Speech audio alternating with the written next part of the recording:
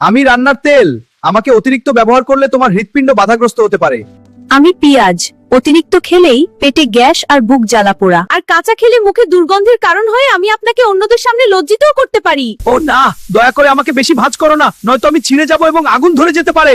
আমাকে অনেকদিন ব্যবহার করলে আমার সুতোর মধ্যে লক্ষ লক্ষ জীবাণু লুকিয়ে থাকে, যা মাড়ির ইনফেকশন তৈরি করতে পারে এবং তোমাকে অসুস্থ করে দিতে পারে।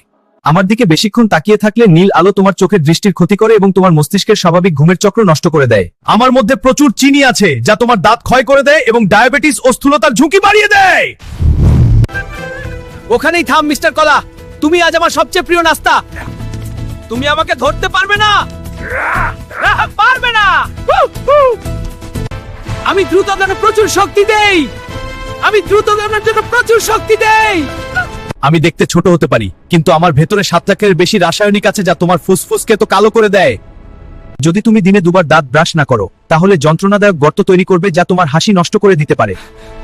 পরের ভিডিওতে আমাকে দেখতে হলে এখনই সাবস্ক্রাইব করে দিও বন্ধু।